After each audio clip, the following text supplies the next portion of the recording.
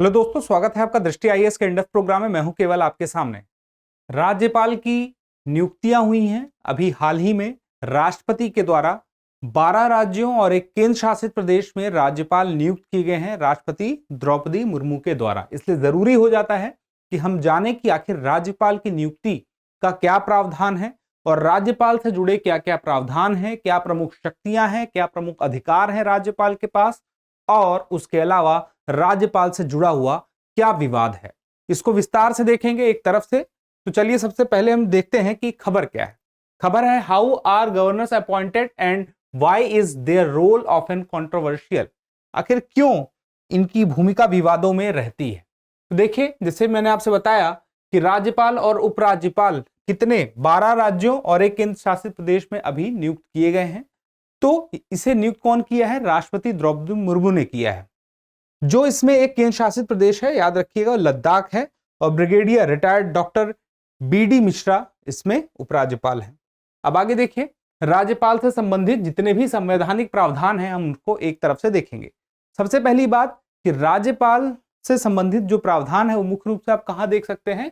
भाग 6 में, संविधान के भाग 6 में। अब यह होता क्या है राज्यपाल का पद?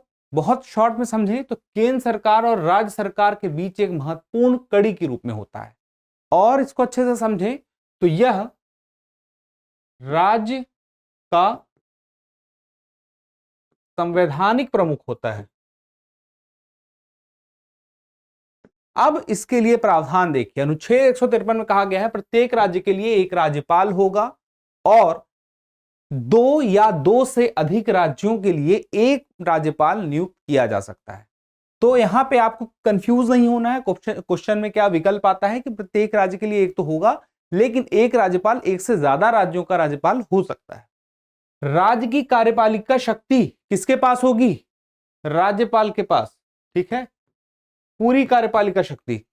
3 हिस्से होते हैं, न्यायपालिका, विधायिका और कार्यपालिका। तो कार्यपालिका की शक्ति पूरी की पूरी राज्यपाल के पास है। अब यह किस प्रावधान के तहत है? अनुच्छेद 154 के तहत है। ठीक है, फिर अनुच्छेद 155 में कहा गया है, 155 में, कि राष्ट्रपति के द्वारा राज्यपाल की नियुक्ति की जाएगी। ठीक है, अब यहां पर राज्यपाल की हमारे देश में एक दोहरी भूमिका देखने को मिलती है। किस प्रकार से राज्यों में मिलती है कि राज्य की मंत्री परिषद की सलाह मानने को बाध्य राज्य का संवैधानिक प्रमुख है। यानी कि जो मंत्री परिषद है उसकी सलाह को मानने के लिए बाध्य है और है राज्य का संवैधानिक प्रमुख। इसके अतिरिक्त वह क्या कार्य कर रहा है? तो आप देखा कि केंद्र और राज्य के बीच में एक महत्वपूर्ण कड़ी के रूप में वह कार्य कर रहा है। इस प्रकार से दोनों भूमिकाएं इसके पास मौजूद है। आगे देखिए, राज्यपाल की पदावधि और अनुच्छेद के संदर्भ में कौन सा अनुच्छेद है? देखिए यहां पे 153, 54, 55, अब 156 आ गया। यहाँ पे अनुच्छेद किसके बारे में बता रहा है? पदावधि के बारे में। तो राज्यपाल राष्ट्रपति के प्रसाद पर्यंत कार्य करेगा। प्रसाद पर्यंत मतलब जब तक राष्ट्रपति चाहेगा। यह ब्रिटिश काल से चला आ रहा है। क्राउन के प्रसाद पर्यंत रहता था, अब राष्ट्रपति के प्रसाद पर्यंत होता है। तो इसमें यह जो प्रसाद पर्यंत है उसके बावजूद अगर इसका वर्ष कितना होता है, तो जब से वह राज्यपाल बनता है, तो राज्यपाल बनने से लेकर के 5 वर्ष तक रहता है, बनने तक रहता है, जिस दिन तक वह 5 साल उसके पूरे नहीं हो जाते। लेकिन एक बात है यहां पे, बात यह है कि कोई उत्तराधिकारी अगर नहीं है तो फिर तब तक रहेगा। ठीक है, पद त्याग करके भी वह जा सकता है। 5 साल तक के लिए तो चलिए रह ही सकता है, राष्ट्रपति के प्रसाद पर्यंत तक रह ही सकता है। लेकिन यह याद रखिएगा कि अगर वह लिखित में राष्ट्रपति को देता है, लिखित में देना होगा, लिखित लेख किसको? राष्ट्रपति को, तब वह पद त्याग कर सकता है। अब बात आती है राज्यपाल पद के लिए पात्रता क्या है। उसके अलावा अनुच्छेद इसके लिए कौन सा है? तो अनुच्छेद 157 और 158। तो अनुच्छेद 157 में 2 बातें हैं। एक है वह भारत का नागरिक हो और दूसरा आयु कम से कम 35 वर्ष होनी चाहिए। और अनुच्छेद 158 में भी 2 बातें हैं। क्या क्या है? कि संसद के किसी भी सदन या राज्य विधायिका का सदस्य नहीं होना चाहिए। योग्यता होनी चाहिए लेकिन सदस्य नहीं होना चाहिए। उसके अलावा योग्यता हो सकती है, सदस्य नहीं होना चाहिए, ये बात कंफर्म रखिएगा, ठीक है। लाभ का पद धारण ना करता हो किसी भी प्रकार का, इसके बारे में विस्तार से आगे बात करेंगे। आगे देखिए, विवेकाधीन शक्ति क्या है, किसकी, राज्यपाल की। हम राज्यपाल के बारे में बात कर रहे हैं, गलती से कहीं राष्ट्रपति निकल जाए तो समझ लीजिएगा कि मैं राज्यपाल की ही बात कर रहा हूं। अब यहां पे देखिए क्या है विवेकाधीन शक्ति, राज्य विधानमंडल में स्पष्ट बहुमत के अभाव में मुख्यमंत्री की नियुक्ति, यह अपने आप में विवेकाधीन है, यानी कि जहां पर राज्यपाल अपने विवेक से काम लेगा, कोई ऐसा प्रावधान नहीं लिखा है कि इस कंडीशन में क्या करना चाहिए, ये राज्यपाल के ऊपर है, उसकी समझ है कि उसे क्या करना चाहिए, तो स्पष्ट बहुमत नहीं मिलता है कहीं भी। त्रिशंकु की स्थिति हो गई है, 3 पार्टियां हैं और कहीं समझ में नहीं आ रहा कि किसके पास पर्याप्त सीटें मौजूद हैं, या 2 ही हैं, लेकिन स्थिति स्पष्ट नहीं हो पा रही। तो ऐसे स्पष्ट बहुमत ना होने की स्थिति में मुख्यमंत्री किसे नियुक्त करेगा, यह राज्यपाल तय करता है, और उसके बाद में फिर जो मुख्यमंत्री बनता है उसे भी यह साबित करना होता है कि उसके पास पर्याप्त विधायक हैं कि नहीं है, ठीक है।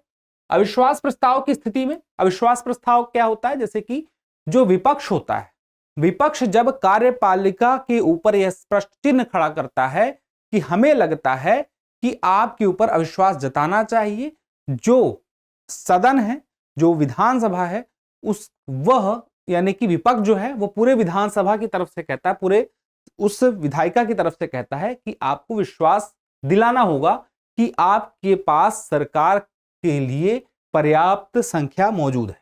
आगे की बात होती है राज्य में संवैधानिक तंत्र की विफलता के मामले में। अनुच्छेद 356 आप समझ गए होंगे, राष्ट्रपति शासन से संबंधित है। तो राष्ट्रपति शासन से संबंधित जो मामला है उसमें यानी कि संवैधानिक तंत्र की विफलता की स्थिति को समझाने के लिए, आगे तक पहुंचाने के लिए, और उसके बाद राष्ट्रपति शासन लगने के बीच की कड़ी के रूप में राज्यपाल काम करता है। अब आगे बात आती है राज्य के विधेयकों पर वीटो। विधेयकों पर मतलब जो बिल होते हैं, जो बाद में चल के एक्ट बनते हैं, उस पर वीटो यानी कि किसी कानून को रोक लेने की शक्ति का एक कानून है वीटो। तो इसमें होता क्या है, राज्यपाल को राष्ट्रपति के विचार के लिए विधेयकों को आरक्षित करने का अधिकार है। मतलब कोई विधेयक आए, कोई बिल आए, तो राज्यपाल ये कह सकता है कि राष्ट्रपति के पास हम भेजेंगे विचार के लिए, उसको रख सकता है। दूसरा मामला क्या है, विधेयक के अधिनियम में राज्यपाल की कोई और भूमिका नहीं होगी, यानी कि वह अधिनियमित करने के लिए कोई अपनी भूमिका अलग से नहीं बना सकता है, जो उसका काम है उतना ही करेगा। न केवल पहली बार बल्कि दूसरी बार आने पर भी अपनी सहमति को स्थगित कर सकता है। अगर कोई बिल है, बिल की बात हो रही, ठीक है, अगर कोई बिल है दोबारा भेजा गया तो दूसरी बार भी वह अपनी सहमति को स्थगित कर सकता है। मतलब कि वह कह सकता है कि भाई मैं इस पर हस्ताक्षर नहीं करूंगा, ये कानून नहीं बनेगा, अधिनियम नहीं बनेगा, ठीक है। इस प्रकार राष्ट्रपति को राज्य के बिलों पर पूर्ण वीटो है, पूर्ण वीटो है, लेकिन याद रखिएगा निलंबन वीटो नहीं है, यानी कि वह पुनर्विचार के लिए विधायिका में नहीं भेज सकता है, विधायिका को नहीं भेज सकता, ठीक है। तो यह बात आपको ध्यान रखनी, पुनर्विचार के लिए राज्यपाल नहीं भेज सकता है। आगे देखिए, राष्ट्रपति राज्य विधान के संबंध में भी पॉकेट वीटो का प्रयोग कर सकता है अनिश्चित काल के लिए। अब देखिए इसका मतलब क्या हुआ, पॉकेट वीटो का मतलब राष्ट्रपति के पास पॉकेट वीटो की शक्ति है, राष्ट्रपति के पास गया विचार के लिए यहां से, ठीक है। उसके बाद राष्ट्रपति क्या करेगा, पॉकेट वीटो का इस्तेमाल करेगा, मतलब वह किसी भी बिल को अनिश्चित काल के लिए अपने पास रख सकता है विचार करने के लिए।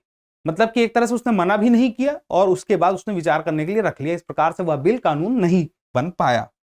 अब आगे देखिए, इसमें अनुच्छेद 161 बात करता है कि राज्यपाल के पास क्षमादान और दंड विराम आदि की शक्ति मौजूद है, ठीक है। उसके बाद अनुच्छेद 163 में देखिए, विवेकाधीन शक्तियों के अतिरिक्त उसके पास कुछ है, क्या है कि अन्य सभी कार्यों में सहायता करने और सलाह देने के लिए उसके पास मुख्यमंत्री की अध्यक्षता में क्या होगा, एक मंत्रिपरिषद का गठन किए जाने का प्रावधान है। यह सलाह देगा किसको, राज्यपाल को, मुख्यमंत्री की अध्यक्षता में होगी एक मंत्रिपरिषद, ठीक है, अनुच्छेद 163। इसके बाद अनुच्छेद 164 में देखिए, राज्य के मुख्यमंत्री और अन्य मंत्रियों की नियुक्ति राज्यपाल द्वारा की जाती है। मुख्यमंत्री की और अन्य मंत्रियों की नियुक्ति, जो मंत्रिपरिषद के मंत्री, उनकी नियुक्ति कौन करेगा, राज्यपाल ही करेगा। राज्यपाल राज्य की विधानसभा द्वारा पारित विधेयक को अनुमति देता है, अनुमति रोक सकता है अथवा राष्ट्रपति के विचार के लिए विधेयक को सुरक्षित रख सकता है। यह प्रावधान कहां पे दिया गया है? अनुच्छेद 200 में दिया गया है। उसके अलावा अनुच्छेद 213 को भी देखिए, समझिए कि राज्यपाल कुछ विशिष्ट परिस्थितियों में अध्यादेशों को प्रख्यापित कर सकता है। कुछ विशिष्ट परिस्थितियों में, जिस दौरान यानी कि विधानसभा का सत्र ना चल रहा हो, कुछ ऐसी परिस्थिति हो, उस दौरान आवश्यकता पड़ने पर जिस प्रकार के कानून विधानसभा में बिल पास होने के बाद कोई कानून बनता है, वही प्रावधान, उसी प्रकार का प्रावधान यहां पे तैयार हो सकता है। कहां पे? इसके द्वारा, राज्यपाल के द्वारा अध्यादेश जारी करके। ठीक है, लेकिन फिर इसके बाद कुछ आगे की कंडीशन होती है, उसको समझना पड़ेगा। अब आगे की बात देखिए, राज्यपाल राज्य संबंध के बीच विवाद के तत्व क्या है? तो देखिए, इसकी जो कल्पना की गई एक गैर राजनीतिक प्रमुख के रूप में की गई राज्यपाल की, क्योंकि संविधान, राज्य में संविधान प्रमुख होता है और जरूरी नहीं कि पॉलिटिकल पार्टी का कोई व्यक्ति होना चाहिए और बिल्कुल नहीं होना चाहिए। इसी वजह से वो फिर किसी पार्टी के नहीं रह जाते। अगर कोई राज्यपाल बनता है तो वह फिर किसी पार्टी का नहीं रह गया, वह फिर अब संविधान प्रमुख हो गया उस राज्य का। ऐसी तो परिकल्पना की गई, लेकिन असल में होता क्या है कि जो केंद्र की पार्टियां होती है, केंद्र सरकार होती है, वो जो पार्टी होती है अपने ही पार्टी के लोगों को बना लेती है राज्यों का गवर्नर, जिस राज्य में उसकी सरकार नहीं है। और फिर होता यह है कि अलग अलग सरकार रहती है, राज्य सरकार किसी और पार्टी, केंद्र सरकार किसी और पार्टी के, उनके बीच में घर्षण होता है और घर्षण के रूप में सबसे ज्यादा जो सामने उभर कर आता है वह है आपका राज्यपाल। और इसी वजह से उसे केंद्र सरकार का एजेंट भी कहा जाता है, क्योंकि जो विवेकाधीन शक्तियां हैं उसका गलत उपयोग होने की संभावना रहती है। जैसे कि त्रिशंकु बना, यानी कि राज्यपाल यह तय कर सकता है, उसके ऊपर है कि वह किसे मुख्यमंत्री पद की दावेदारी करने के लिए पहले बुलाएगा। अगर स्पष्ट स्थिति नहीं बन रही है तो वह विवेक की बात है। तो ऐसे में अगर वह केंद्र सरकार के एजेंट के रूप में कार्य करेगा तो स्वाभाविक है कि वह अपने पार्टी से जुड़े हुए लोगों को पहले बुला सकता है, और ऐसी संभावना उदाहरण भी देखने को मिलते रहे हैं। इस वजह से एक विवाद की स्थिति यहां पर बनती रही है, आरोप लगते रहे हैं। लेकिन आपको मुख्य बात पता है कि जो यहां पर पद है, पद में समस्या नहीं है। पद में बैठे व्यक्ति के साथ समस्या हो सकती है कि वह एजेंट के रूप में हो सकता है, लेकिन यह जो पद है वह अभी भी मैंने कहा राज्य का संवैधानिक प्रमुख का ही पद है और जिम्मेदारी का कार्य भी इनका रहता है। राज्यपाल और राज्य के बीच मतभेद होने पर सार्वजनिक रूप से इसकी भूमिका के बारे में स्पष्ट प्रावधान नहीं है, और यही एक वजह है विवाद बना। अब उस विवाद से निकले कैसे, इसके लिए कोई भी ऐसी बात नहीं बताई गई है जिसके द्वारा उस विवाद से निकला जा सके। अगली बात आती है कि कितने समय तक किसी विधेयक पर अपनी स्वीकृति को रोक सकता है, यह बात भी नहीं स्पष्ट है। अब आगे देखिए क्या प्रयास हुए। देखिए, सन 2000 में जब अटल बिहारी वाजपेयी की सरकार थी, उस टाइम पे एक राष्ट्रीय आयोग बना। उस राष्ट्रीय आयोग ने कुछ सिफारिश की। उसकी एक प्रमुख सिफारिश ये थी कि राज्य के राज्यपाल को उस राज्य के मुख्यमंत्री के परामर्श के बाद राष्ट्रपति नियुक्त करे। अभी क्या होता है कि मुख्यमंत्री का परामर्श नहीं लिया जाता है, लेकिन अटल बिहारी वाजपेयी जी की सरकार में गठित जो राष्ट्रीय आयोग था उसने यह बात कही। उसके बाद देखिए क्या होता है, सरकारिया आयोग आता है। इसका संबंध केंद्र राज्य संबंध से जुड़ा हुआ एक आयोग था, केंद्र राज्य संबंध को बेहतर करने के लिए 1983 में बना था, जिसमें बात कही गई कि प्रधानमंत्री, गृह मंत्री, उपराष्ट्रपति, लोकसभा के अध्यक्ष और संबंधित मुख्यमंत्री जिस राज्य के लिए बनाए जाना है कि एक समिति द्वारा राज्यपाल तय किया जाएगा।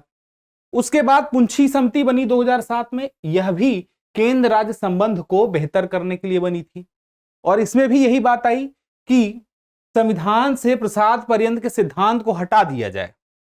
जो प्रसाद पर्यंत की बात कही गई है, अब चूंकि राष्ट्रपति के प्रसाद पर्यंत की बात यह हो रही है तो इसमें उसका रोल जो है राज्य में है, तो उसमें कहा गया कि प्रसाद पर्यंत के सिद्धांत को हटा दिया जाए और उसी जगह होना यह चाहिए कि राज्य विधानमंडल द्वारा राज्यपाल पर महाभियोग चलाने का प्रावधान हो।